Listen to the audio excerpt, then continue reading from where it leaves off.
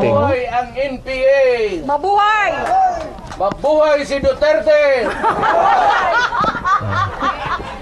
Mabuhay ang NPA! Mabuhay!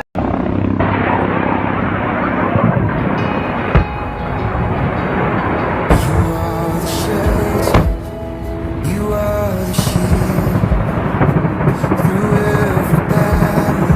Your power revealed, clothe him with courage, surround him with peace, lead him with wisdom. Your grace never ceases. We lift his name before your throne. Your strength will stand, your truth be shown. Lord, protect our president, give him strength, make him steadfast. Guide his voice in truth and light, lead him on through day and night. Lord, protect our president, keep him faithful till the end. Let his life declare your way, in his service be displayed. When trials surround him, make him stand tall. Your spirit within him, greater than all. Anchor his purpose in mercy and truth. A leader anointed, devoted to you. We lift his name before your throne. Your strength will stand, your truth be shown.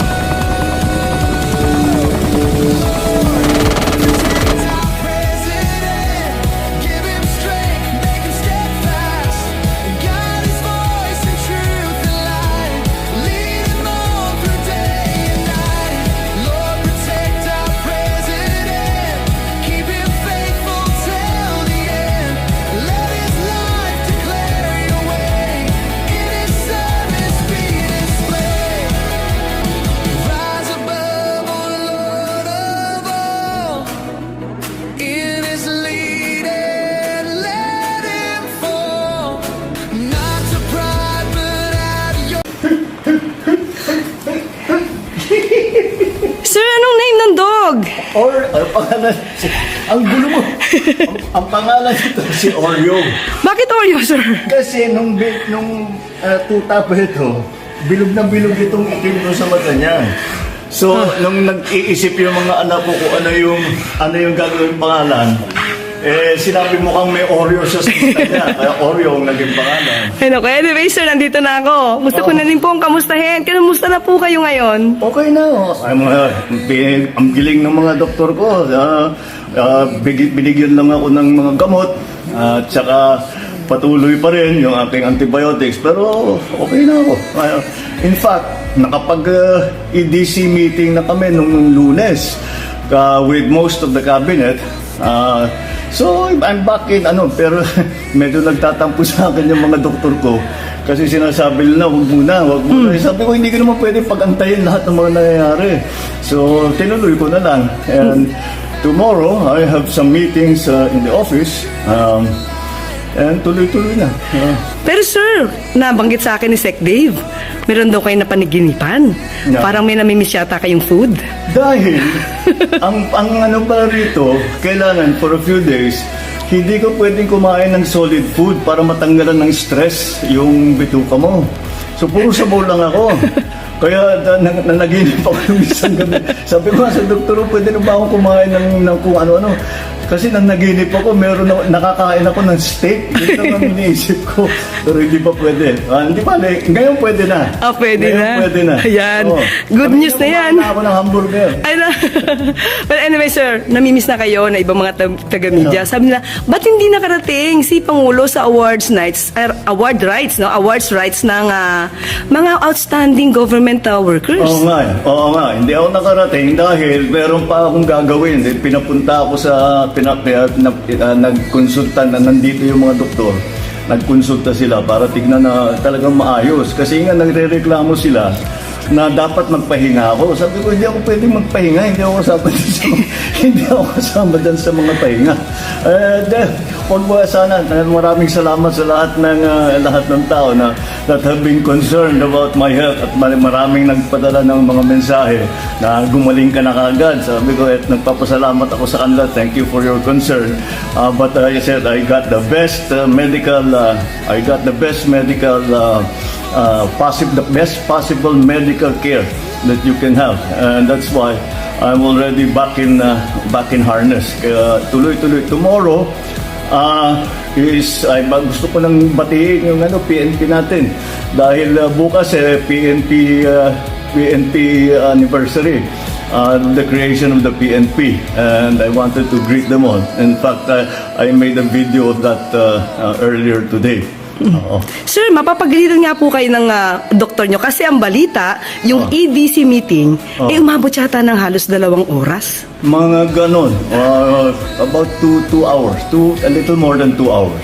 After the EDC meeting, sir, ano yung maaari nating ibigay na magandang balita sa ating mga kababayan? Well, but ito yung usually ang EDC, this is the Economic Development Council, which is under the DepDev, Department of Development, DepDev. And pinag-uusapan dyan yung mga project na i-approve, na malalaking project na i-approve. O paano, kung kailangan palitan yung mga scope of the project, yung cost ng mga project, yun ang pinag-usapan namin, kaya napatagal. Pero usually ganyan talaga yan, 2 oras, kasi hindi pwedeng matagayin yan eh. You cannot rush that because importante masyado, and we're talking about some very important projects. And tinitingnan natin paano babayaran, paano saan na natin gagawin, etc., etc. And that's what we did. That's what we did last Monday. So after that, today, kaninang umaga, na-swearing ko na si General Natates at saka na-promote na siya sa 4-star General. Opo, congratulations, General Natates. GPNP. Yes. Sir, after ng 2 hours, wala ba kayong naramdaman na masakit sa inyo? Ay, wala naman. Dahil wala na naman akong nararamdaman eh. Kaya naman pumayag na ako nang gumawa ng meeting dahil wala kaya ko na naman eh. In fact, nung sinasabi magpahinga ka, medyo na-bored ako nung weekend. Sinasabi ko, no, I have to do something. Sabi ko, so binasa ko na lang lahat ng brief ko. Ayun. Medyo up to date na ngayon ako. Ayun na, sir. Wala talagang pahinga kahit na merong nararamdaman. Dapat nga magpapahinga ako pero hindi pwede. Importante. Maraming ginagawa eh. Yon. Sir, nabalitaan niyo na po ba itong si Kong Sandro nag-inhibit sa usapin tungkol sa impeachment? Ano po, nag-usap na po ba kayo? Hindi. Ang katotohanan, hindi nabalitaan ko sa news din. Hindi niya sinasabi sa akin. Pero tama yung ginagawa niya. That's very proper. Dahil I am his father. And siyempre meron siyang bias for me. Kahit pilitin mo na walang bias, meron talaga siyang sana naman magkabayas siya, no? Dahil anak mo siya. But, Pero hindi, sir eh. Hindi eh. Hindi, pero tama yan. He should recuse himself. He should remove himself from the process so that the process can be seen to be fair and proper. Ayan. Oo. Pero sir, ano ngayon ang masasabi niyo sa ating mga kababayan na nag-aalala sa inyong kalusugan? Ngayon. Don't worry. Yan lang yung yung sinasabi ko noon, yung sinabi ko sa inyo last week. Ito yung mga inaantay na ako mamatay. Huwag kayo excited. Nasumobra na naman ang pagka-excited din. Andito pa ako.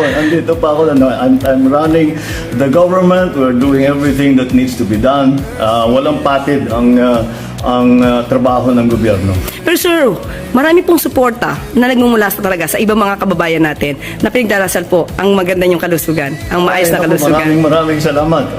At kaya nga nagpapasalamat ako sa kanila dahil nung nabalitaan nga na meron akong diverticulitis, ang daming nagsabi, ay meron din ako niyan.